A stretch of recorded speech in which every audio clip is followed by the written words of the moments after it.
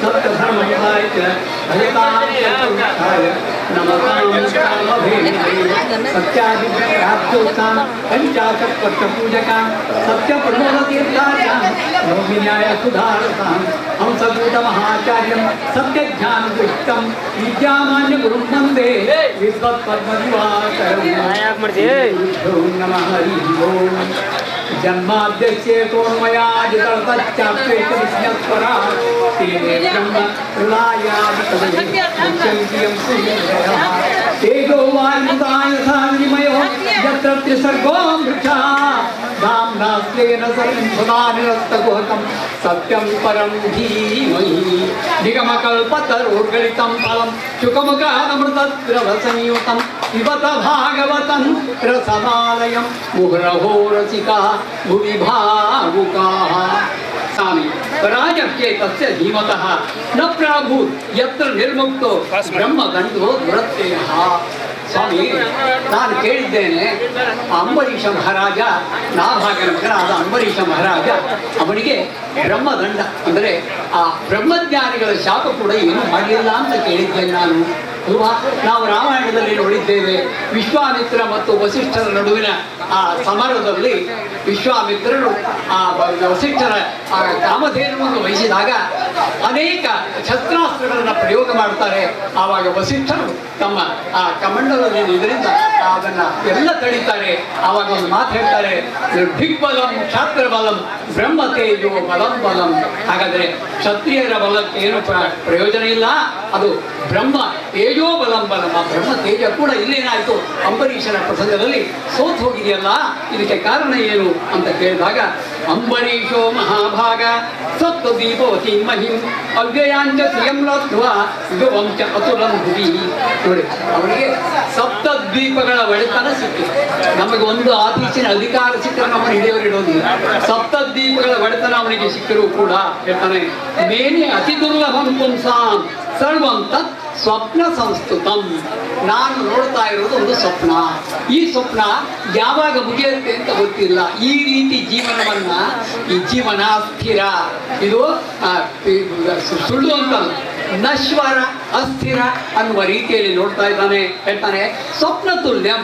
ನಾವು ಹೇಳ್ತೀವಿ, ತಿರುಕನೋರ್ವ ನೂರ ಮುಂದೆ ಮುರುಕು ಧರ್ಮ ಶಾಲೆಯಲ್ಲಿ ಮಲಗಿರಲು ಅಲ್ಲಿ ಬಂದು ಕನಸ ಕಂಡನು.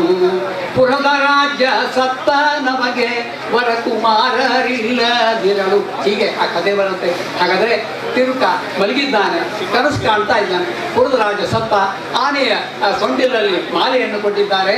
ಆ ಮಾಲೆಯನ್ನು ಆನೆ ಇವನಿಗೆ ಕೊರಳಿಗೆ ಹಾಕಿದ್ದು ಅಂತ. ಎಲ್ಲಿ ತನಕ ಇದು ಅತ ಪ್ರಭೋವ ಇಸ್ಮಾತ್. ಯಾವಾಗ ನಿಮಗೆ ಬೋಧ ಬರುತ್ತೋ ಅಲ್ಲಿ ತನಕ ಈ ಸ್ವಪ್ನ, ಆ ಸ್ವಪ್ನದ ಸುಖವನ್ನ ನಾವು ನಿತ್ಯದಲ್ಲಿ ಅನುಭವಿಸ್ಲಿಕ್ಕೆ ಆಗೋದಿಲ್ಲ. ಅದನ್ನು ಕೂಡ ನಮಗೆ ತೇಜಸ್ ನಾಮಕ ಪರಮಾತ್ಮನೇ ತೋರಿಸ್ತಾ ಇದ್ದಾನೆ. ವಿಶ್ವ ತೇಜಸ ಪ್ರಾಜ್ಞ. ನಮ್ಮನ್ನ ಜಾಗೃತ ರೂಪದಲ್ಲಿ ವಿಶ್ವನಾಮಕ ಪರಮಾತ್ಮ, ಸ್ವಪ್ನವನ್ನು ತೋರಿಸುವ ತೇಜಸ, ಸುಷುಪ್ತಿಯಲ್ಲಿ ಮಾಡುವವ, ನಮ್ಮ ಕಾರ್ಯವನ್ನು ನಿರ್ವಹಿಸುವವ ಯಾರು ಪ್ರಾಜ್ಞಾನಾಮಕ ಪರಮಾತ್ಮ ಅಂತ ಹೇಳ್ತಾ ಇದ್ದಾರೆ. ಅಂದ್ರೆ ಹೇಳ್ತಾ ಇದ್ದಾರೆ, ವಾಸುದೇವೇ ಭಗವತಿ ತದ್ಭಕ್ತೇಷು ಚ ಸಾಧುಷು ಪ್ರಾಪ್ತೋ ಭಾವಂ ಪರಂ ವಿಶ್ವಂ ಏನೇದೋ ದೋಷವತ್ಕೃತಂ. ಕೃಷ್ಣ ಹೇಳ್ತಾನೆ, ಸಮಲೋಷ್ಟಾತ್ಮ ಕಾಂಚನಂ. ಜ್ಞಾನಿಗಳು ಏನು ನೋಡ್ತಾರಪ್ಪ ಅಂದ್ರೆ, ಈ ಚಿನ್ನ ಕೂಡ ಅದು ಏನು ಮಣ್ಣಿನಿಂದ ಬಂದದ್ದು. ಒಂದು ಕಲ್ಲು, ಒಂದು ಚಿನ್ನ. ಅದಕ್ಕೆ ಆ ಯಮ ಹೇಳ್ತಾನಂತೆ, ವೈಷ್ಣವರು ನನ್ನನ್ನು ಯಾರು ಹೇಳ್ತಾರೆ ಅಂದರೆ, ಒಂದು ಚಿನ್ನದ ತುಂಡು ರಹಸ್ಯದಲ್ಲಿ ಬಿದ್ದಿದ್ದರೂ ಕೂಡ ಯಾರು ಅದರ ಬಗ್ಗೆ ಗಮನ ಕೊಡೋದಿಲ್ವೋ. ಯಾಕೆ? ಬ್ರಾಹ್ಮಣಸ್ಯ ಚ ದೇಹೋಯಂ ಕ್ಷುದ್ರಕಾಮಾಯ ನೈಷ್ಯತೆ ಕೃಚ್ಯಾಯ ತಪಸೇ ಚೇಹ ಪ್ರೇತ್ಯಾನಂತ ಸುಖಾಯ ಚ. ಇದು ಸಾಧನ ಶರೀರವಿದು, ನೀ ದೈವಿದ್ದು ಕೊಟ್ಟದ್ದು ಸ್ವಾಮಿ. ಹಾಗಾದ್ರೆ ಇದನ್ನೇನು ಮಾಡಬೇಕು? ಸಾಧನೆ ಮಾಡಲಿಕ್ಕೆ ಹುಟ್ಟದ್ದಿದೆ. ಬ್ರಾಹ್ಮಣ ಶರೀರ ಒಂದು ಎಕ್ಕಚ್ಚಿತ್ತೂ ಕೂಡ ದುಡ್ಡು ಗಳಿಸ್ಲಿಕ್ಕೆ ಬಂದದ್ದಲ್ಲ. ಹಾಗಾದ್ರೆ ಏನು ಮಾಡಬೇಕಿಲ್ಲಿ? ಕೃಚ್ಯಾಯ ತಪಸೇ ಚೇಹ. ಕೃಚ್ಯ ಚಾಂದ್ರಾಯಣಾದಿ ತಪಸ್ಸುಗಳನ್ನು ಮಾಡಬೇಕು. ತಪಸಂತಾಪೆ ತಪ ಆಲೋಚನೆ, ಕೃತ ನಿಯಮಾದಿಗಳನ್ನು ಮಾಡಬೇಕು. ಕರ್ಮ ಭೂಮಿಯಲ್ಲಿ ಇದ್ದಾಗ ನಾವು ವೃತಾದಿಗಳನ್ನು ಚೆನ್ನಾಗಿ ಮಾಡಿದರೆ ಇದರಿಂದ ಭಗವಂತ ಪ್ರೀತನಾಗಿ ಈ ಜನನ ಮರಣಗಳ ಚಕ್ರದಿಂದ ನಮಗೆ ಬಿಡುಗಡೆಯ ಭಾಗ್ಯವನ್ನು ಕೊಡ್ತಾನೆ. ಬಂಧಕೋ ಭೋಪಾಶೇನ ಭೋಪಾಶಾಚ್ಯ ಮೋಚಕಃ.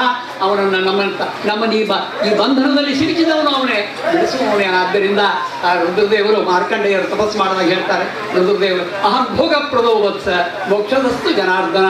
ನೋಡಯ್ಯ, ಭೋಗ ಕೊಡಬೇಕಂದ್ರೆ ನಾನು ಕೊಡ್ತೀನಿ, ಮೋಕ್ಷ ನನ್ನಲ್ಲಿ ಇಲ್ಲ. ಜನನವನ್ನು ಅರ್ಧನೆ ಮಾಡ್ತಾನೆ, ಮತ್ತೆ ಅವನು ಅಜ, ಅವನಿಗೆ ಹುಟ್ಟಿಲ್ಲ, ನಮಗೂ ಹುಟ್ಟಿಲ್ಲದ ಹಾಗೆ ಮಾಡ್ತಾನೆ. ಆದ್ದರಿಂದ ಅದಕ್ಕೋಸ್ಕರ ಹೇಳ್ತಾ ಇದ್ದಾನೆ. ಹಾಗಾದ್ರೆ ಅವನೇನು ಮಾಡಿದ, ಈ ವಾಸುದೇವೇ ಭಗವತಿ, ವಾಸುದೇವ ಮೋಕ್ಷ ಕೊಡುವಂತಹ ರೂಪ, ವಾಸುದೇವ ರೂಪ, ಅವನಲ್ಲಿ ಏನು ಮಾಡಿದ, ಯಾವಾಗಲೂ ತನ್ನ ಬುದ್ಧಿಯನ್ನಿಟ್ಟಿದ್ದ. ಆಮೇಲೆ ತದ್ಭಕ್ತೇ ಶುದ್ಧ ಸಾಧು, ಬರೀ ಭಗವಂತನ ಭಕ್ತಿ ಮಾಡಿದರೆ ಸಾಲದು, ಭಗವದ್ ಭಕ್ತರಲ್ಲೂ ಕೂಡ ಅಪಚಾರ ಮಾಡಬಾರದು, ಸೋತ್ತಮರ ದ್ರೋಹ ಮಾಡಬಾರ್ದು, ಅಷ್ಟೇ ಅಲ್ಲ ಸ್ವಾವರ ದ್ರೋಹವನ್ನೂ ಮಾಡಬಾರ್ದು ಅನ್ನೋದನ್ನ ಇದು ತೋರಿಸ್ಕೊಳ್ಳೋದು. ಯಾಕಂದ್ರೆ ದುರ್ವಾಸರು ಕಕ್ಷೆಯಲ್ಲಿ ಮೇಲೆ ಇದ್ದವು, ಅಂಬರೀಷ ಒಬ್ಬ ಮಹಾರಾಜ. ಆದರೆ ಅವರಿಗೆ ಆ ಒಂದು ಇದು ಮಾಡಿದ್ದ, ಅಂಬರೀಷನಿಗೆ ಅವರು ದ್ರೋಹ ಮಾಡಿದ್ದರಿಂದ ಆಡು ಪಟ್ಟು ಬಿಟ್ಟರು. ಅದು ಭಗವದ್ ಅನುಗ್ರಹದಿಂದ, ಸರ್ವಥಾ ಅಲ್ಲ, ಭಗವದ್ ಅನುಗ್ರಹದಿಂದ ಭಗವಂತ ನಾಟಕವನ್ನು ಆಡ್ತಾನೆ. ಆ ನಾಟಕದಲ್ಲಿ ಈ ಪಾತ್ರ. ಆದ್ದರಿಂದ ಸೋತ್ತಮರ ದ್ರೋಹ ಅಂತ ಹೋದೇ, ಸ್ವಾವರ ದ್ರೋಹ ಕೂಡ ಮಾಡಬಾರದು. ಅದಾದ ಹೇಳ್ತಾರೆ, ಎಲ್ಲ ಭೂತಗಳಲ್ಲೂ ಪರಮಾತ್ಮ ನೆಲೆಸಿದ್ದಾನೆ, ಎಲ್ಲ ಭೂತಗಳಲ್ಲೂ ಪರಮಾತ್ಮ ಅದೊಂದು ಗುಡಿ.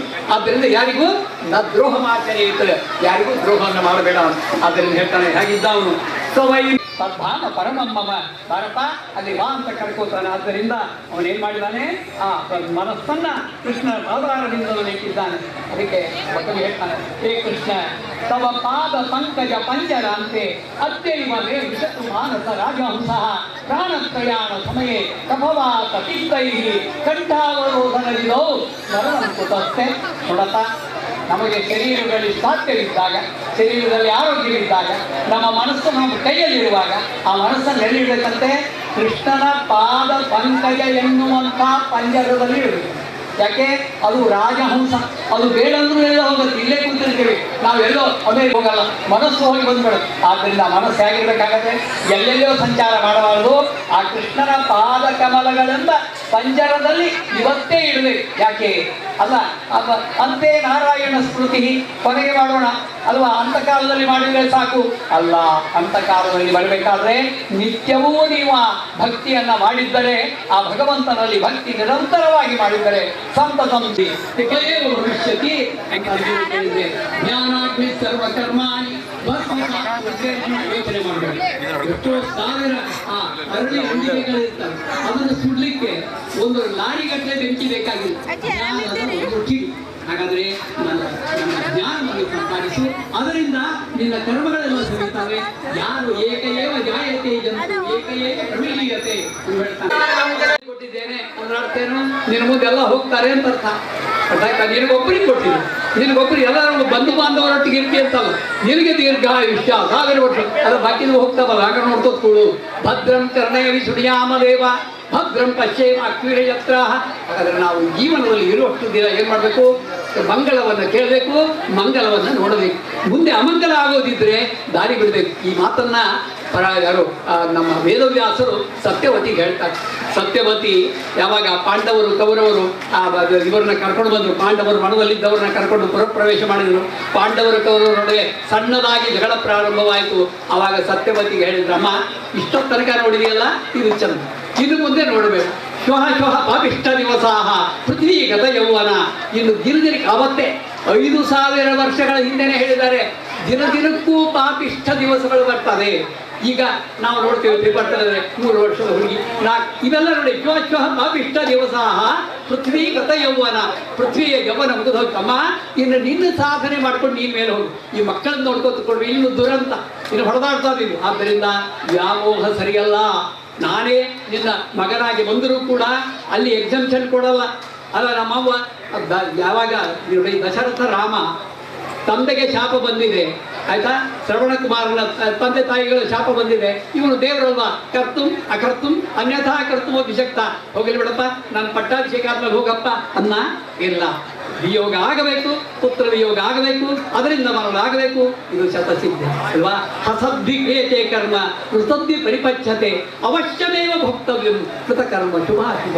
ನಗನಗತಾ ಕರ್ಮ ಮಾಡ್ತಾನಂತೆ, ಅಳಳ್ತಾ. ಅದು ದಶರಥ ಶಂಕ ಹೊಡೆದ ಎಷ್ಟು ಒದ್ದಾಡ್ತಾರೆ ಆ ರಾಮನನ್ನು ಕಳ್ಕೊಂಡು.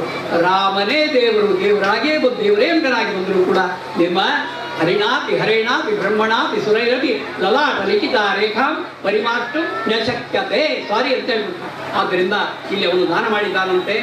ಮಾಡಿದಾಗ ಎಲ್ಲರನ್ನು ಪಾಲನೆಯನ್ನು ಮಾಡಿದ್ದಾನೆ. ಒಳ್ಳೊಳ್ಳೆ ದನವನ್ನ ಎಂಥವು ಶೀಲ ರೂಪ ವಯೋ ಗುಣ ಸಂಪನ್ನ ಒದೆಯುವಂಥ ದನ ಕೊಡಬಾರ್ದು. ಮತ್ತು ನಾವು ಪಾಪ ಬ್ರಾಹ್ಮಣ ಆಸ್ಪತ್ರೆಗೆ ಹೋಗಬಾರ್ದು ಹಾಲು ಹಿಂಡ್ಲಿಕ್ಕೆ ಹೋಗಿ ಅಲ್ವಾ. ಆದ್ದರಿಂದ ಶೀಲ ರೂಪ ವಯೋ ಗುಣದಿಂದ ಕೂಡಿದಂಥ ದನಗಳನ್ನು ದಾನ ಕೊಟ್ಟಿದ್ದಾರಂತೆ. ಆಮೇಲೆ ಎಲ್ಲರನ್ನು ಕೂಡಿಸಿ ಇನ್ನು ಅವನು ಏನು ಮಾಡ್ದ, ಇನ್ನೇನು ಬ್ರಾಹ್ಮಣರ ಭೋಜನವನ್ನು ಮಾಡಿದ್ದಾನೆ. ಮಾಡಿ ಇನ್ನೇನು ಊಟಕ್ಕೆ ಕೂಡಬೇಕು ಅನ್ನುವಾಗ ಹೇಳ್ತಾರೆ, ಅಲ್ಲಿ ಹೇಳ್ತಾ ಇದ್ದಾರೆ ಏನಾಯ್ತಂದ್ರೆ ಆವಾಗ ಮುಹೂರ್ತಾರ್ಥ ವೈಶಿಷ್ಟಾಯಾಮ್ ದ್ವಾದಶ್ಯಾಂ ಪಾರಣಂ ಪ್ರತಿ ನೋಡಿ ಹೇಳ್ತಾ ಇದ್ದಾನೆ. ಅಷ್ಟೊತ್ತಿಗೆ ಏನಾಯ್ತು ಅಂದ್ರೆ ಆತ ದುರ್ವಾಸ ಮುನಿಗಳು ಬಂದಿದ್ದಾರೆ. ದುರ್ವಾಸ ಮಹರ್ಷಿಗಳು ಇದಕ್ಕೆ ಕಾರ್ಯಕ್ರಮಕ್ಕೆ ಬಂದರು. ಯೋಗ್ಯರು ಬಂದಿದ್ದಾರೆ, ಮಹಾತ್ಮರು ಬಂದಿದ್ದಾರೆ, ಅತಿಥಿ ದೇವೋ ಭವ ಹೇಳಿಗೆ ಬಂದಿದ್ದಾರೆ. ದೇವರು ಪ್ರತ್ಯಕ್ಷ ರೂಪದಿಂದ ಬಂದಿರ್ತಾನೆ. ಆದ್ದರಿಂದ ಹಾಗಾದ್ರೆಲ್ಲ ಆಯ್ತು ಸ್ವಾಮಿ, ಏನೋ ಬಂದಿದ್ದೀರಿ ಮಹಾತ್ಮರು, ನನ್ನ ಪೂಜೆ ಫಲಿಸಿತು.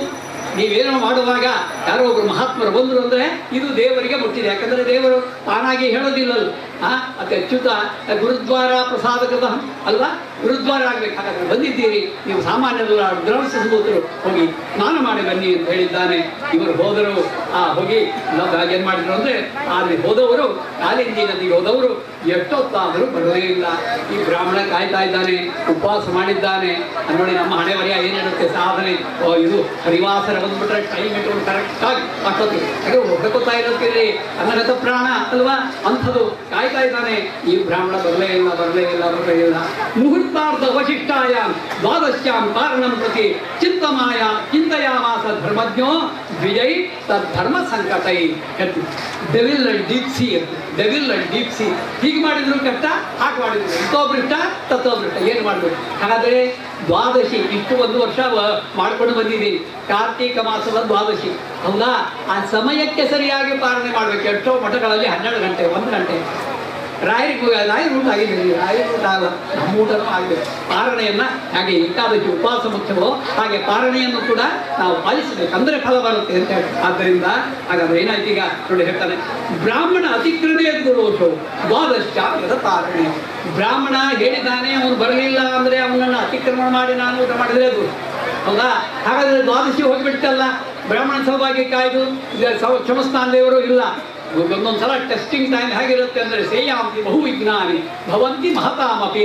ಅವನಿಗೆ ಶ್ರೇಯಸ್ಸಾಗಬೇಕಾಗಿದೆ, ಜಗತ್ತಿಗೆ ಅವನ ಕೀರ್ತಿ ತೋರಿಸಬೇಕಾಗಿದೆ ದೇವರು. ಆದ್ದರಿಂದ ಈ ರೀತಿ ಕೊಡ್ತ ನಮಗೆ ಯೋನ ಮನೆಯವರ ಒಂದು ಕಾರಣಿ ಸಹಿತ ಮಾಡ್ಲಿಕ್ಕೆ ಅದು ಬೇಕು. ಯಾಕಂದರೆ ನೀವು ಎಷ್ಟೆಷ್ಟು ತನ್ನುವ ದಂಡಿಸಬೇಕು ನಿತ್ಯ. ತನು ದಂಡನೆ ಎಷ್ಟೆಷ್ಟು ಮಾಡ್ತೀರಿ ಅಷ್ಟಷ್ಟು ಆತ್ಮ ಪುಟ್ಟಿದೆ ಹೇಳೋದು. ತನು ಪುಷ್ಟ ಆದರೆ ಆತ್ಮ ಸೊರಗುತ್ತಾ ಹೋಗುತ್ತೆ. ಆದ್ದರಿಂದ ಹೇಳ್ತಾ ಇದ್ದಾರೆ. ಹಾಗಾದ್ರೆ ಏನು ಮಾಡಬೇಕು? ಅಂಬಸ ಕೇವಲೇನಾಥ.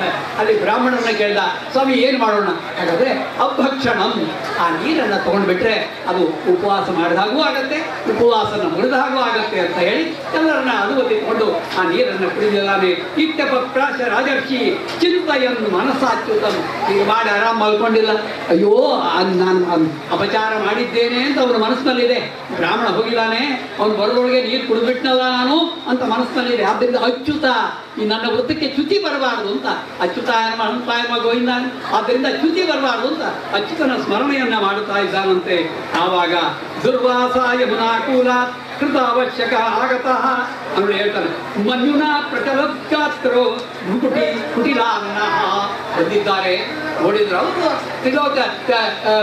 ತ್ರಿಕಾಲ ಜ್ಞಾನಿಗಳು ನೋಡಿದರು. ಅಲ್ಲ ಮಗನೇ, ನಾನು ಸ್ನಾನಕ್ಕೆ ಹೋದಾಗ ಇಲ್ಲಿ ನೀರು ಕುಡಿದು ಕುತ್ಕೊಂಡಿದ್ದೀಯಾ, ನೀನು ಅಪಚಾರ ಮಾಡಿದ್ದೀಯಾ? ನೋಡಿ ಹೇಳ್ತಾ ಇದ್ದಾರೆ ಏನಂತ. ಅಹೋ ಅಸ್ಯ ನೃಹಂಸಸ್ಯ ಪ್ರಿಯೋನ್ ಮತ್ತಸ್ಯ ಪಶ್ಯತ. ಪಾಪ ಅವನಿಗೆ ಸಂಪತ್ತಿನ ದುರಭಿಮಾನ ಎಲ್ಲಷ್ಟೂ ಇಲ್ಲ. ಸಂಪತ್ತಿತ್ತು ನೋಡಿ, ಹಾಗೆ ಬಡವರಿಗೆ ಏನಾಗತ್ತಂದ್ರೆ ಬಡವರು ನೋಡ್ತಾ ಇರ್ತಾರೆ, ಎಲ್ಲಿ ನಮಗೆ ಅವಮಾನ ಮಾಡಿ ಹಾಗೆ ಆಗತ್ತೆ ನೋಡಿ. ಅದಕ್ಕೆ ಹೇಳ್ತಾರೆ, ಇದರಲ್ಲೇ ಬರುತ್ತೆ, ಭಾಗವತದಲ್ಲೇ ಬರುತ್ತೆ. ಯಾರಿಗೆ ಧನದಿಂದ ಅಂಧರಾದವರಿಗೆ ದಾರಿದ್ರ್ಯಂ ಪರಮಂಜನಂ ನಲಕೂಬರ ಮಣಿಗಿರಿಯವರೆಗೆ ಕಥೆಯಲ್ಲಿ ಬರುತ್ತೆ. ಹಾಗಾದ್ರೆ ಆ ಧನ ಮದ ಯಾರಿಗಿರುತ್ತಲ್ಲ ಅವರಿಗೆ ದಾರಿದ್ರ್ಯಂ ಪರಮಂಜನಂ. ಅವರಿಗೆ ದಾರಿದ್ರ್ಯ ಬಂದಾಗ ದರಿದ್ರರ ಕಥೆ ಏನು ಅಂತ ಗೊತ್ತಾಗ ತಿಳಿದಿದ್ದು ಏನು ಮಾಡ್ಬಿಡ್ತಾರೆ, ಉಪೇಕ್ಷೆ ಮಾಡಿಬಿಡ್ತಾರೆ ದರಿದ್ರರನ್ನ. ನಮ್ಮ ಯಯೋರೇವ ಸಮಂ ವಿತ್ತಂ ಯಯೋರೇವ ಸಮಂ ಕುಲಂ ತಯೋರ್ ಮೈತ್ರಿ ವಿವಾಹಚ್ಚ ನತು ಪುಷ್ಟದಿ ಪುಷ್ಟಯೋಹೋ. ನಮ್ಮ ಅಪ್ಪನು ಒಳ್ಳೆ ಗ್ರೇಡ್ನಲ್ಲಿದ್ದರೆ ನಾನು ಗ್ರೇಡ್ನಲ್ಲಿದ್ದರೆ ಇನ್ನೊಬ್ಬರಿಗೆ ಇಂಟ್ರೊಡ್ಯೂಸ್ ಮಾಡ್ತೇನೆ. ಅವನೆಲ್ಲೋ ಅರ್ಚಕ ಸರ್ ಮಾಡೋದಿಲ್ಲ, ಯಾರು ನಮ್ಮ ಪೈಕಿ ಬಂದಿದ್ದು. ಇದು ನೋಡಿ, ನಮಗೆ ನಮ್ಮವರ ಬಗ್ಗೆ ನಮಗೆ ತಾತ್ಸಾರ, ಯಾಕಂದ್ರೆ ಗ್ರೇಡ್ ಇದೆ. ಆದ್ದರಿಂದ ಹಾಗೆ ಮಾಡಬಾರ್ದು. ಅದರಿಂದ ಹೇಳ್ತಾ ಇದ್ದಾನೆ ಶ್ರೀಯೋನ್ಮತ್ತಸ್ಯ, ಹೇಳ್ತಾ ಇದ್ದಾನೆ ಇವನು ರಾಕ್ಷಸ, ದುಡ್ಡಿನಿಂದ ಕೊಬ್ಬಿದ್ದಾನೆ ಇವನು. ಆದ್ದರಿಂದ ನೋಡಿ, ಯೋಮಾಂ ಅತಿಥಿಂ ಆಯಾತಂ ಆತಿಥ್ಯೇನ ನಿಮಂತ್ರಚ, ನನ್ನನ್ನು ಕರೆದು ಬಾ ಅಂತ ಹೇಳಿ ನಾನೇನು ಊಟಕ್ಕೆ ಬರಬೇಕು ಅಂತ ಬಂದಿದ್ದೆ, ಹಾಗೆ ನೋಡಿ ಹೋಗ್ತಿದ್ದೆ ನಾನು, ಬರೀ ಅಂತ ಹೇಳ್ದ, ಬರೋ ತನಕ ಕೊಡ್ತೇನೆ ಅಂತ ಹೇಳ್ದ.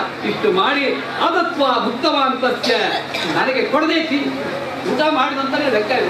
ಕಾರಣ ಮುಗಿತಲ್ಲ, ಕಾರಣ ಬಂದು ಊಟನೇ ಮಾಡಿದೀವಿ ಅಂತಾನೆ ಅರ್ಥ. ಆದ್ದರಿಂದ ಹೇಳ್ತಾ ಇದ್ದಾನೆ ಯಜ್ಞಸ್ಥೆ ದರ್ಶಯೇ ಫಲಂ, ಇದರ ಫಲವನ್ನು ತೋರಿಸ್ತೀನಿ ಅಂತ ತಾವೇನು ಮಾಡಿದ್ರಂತೆ, ತಮ್ಮ ಜಟೆಯನ್ನು ಬಿಚ್ಚಿದ್ದಾರೆ ದುರ್ವಾಸರು.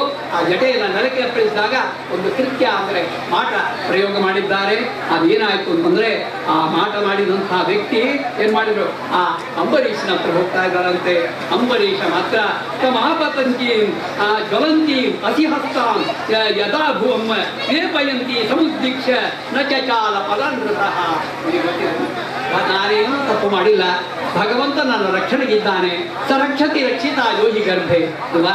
ಹಾಗಾದ್ರೆ ತ್ವಯಿ ರಕ್ಷಕೈ ಕಿಮನ್ಯಹಿ ತ್ವಯಿ ಯಾ ರಕ್ಷತಿ ರಕ್ಷಕೈ ಕಿಮನ್ಯಹಿ. ನಿನ್ನ ರಕ್ಷಣೆ ಇರುವಾಗ ಯಾರ ರಕ್ಷಣೆಯೂ ಬೇಡ, ನಿನ್ನ ರಕ್ಷಣೆ ಹೋಯ್ತು ಅಂದ್ರೆ ಯಾರ ರಕ್ಷಣೆಯೂ ಪ್ರಯೋಜನ ಇಲ್ಲ. ಇಂದಿರಾ ಗಾಂಧಿಗೆ ಬಾಡಿಗೆ ಆಡಿಸಿ ಹೊಡೆದ್ರು, ಅಂಗರಕ್ಷಕರೇ ಹೊಡೆದು, ಯಾಕೆ ಅವನು ತಕೊಂಡ್ಬಿಟ್ಟು ತನ್ನ ರಕ್ಷಣೆ ಅಂತ ತಗೊಂಡ್ಬಿಟ್ಟು. ಆದ್ದರಿಂದ ನಾನು ಹೇಳ್ತಾ ಇದ್ದಾನೆ, ಏನು ಯೋಚನೆ ಮಾಡಲಿಲ್ಲಂತೆ. ನಚಚಾಲ, ಅಲ್ಲಿಂದ ಕದಲಿಲ್ಲ. ನಮ್ಮಂಥವ್ರಾಗಿದ್ರೆ ಓಡಿಬಿಟ್ಟಿದ್ವಿ, ಅಯ್ಯೋ ಬಂತಲ್ಲ ಹಿಂದೆ ಅಪಿಟ್ಟು ಅಟ್ಟಿಸ್ಕೊಂಡು ಬಂದ, ಓಡ್ಲೇ ಇಲ್ಲ, ಅವನು ಅಲ್ಲೇ ಧ್ಯಾನ ಮಾಡ್ತಾ ನಿಂತಿದ್ದಾನಂತೆ. ಪ್ರಾಗ್ದಿಕ್ತಂ ಸತ್ಯರಕ್ಷಾಯ ಪುರುಷೇಣ ಮಹಾತ್ಮನ ದದಾ ಕೃತ್ಯಾಂತಾಂ ಚಕ್ರಂ ಕ್ರುದ್ಧ ಇನಿಹ ಪಾವಕಃ. ಇದು ಹೀಗಾಗತ್ತೆ ಅಂತ ನೋಡಿ ಭಗವಂತ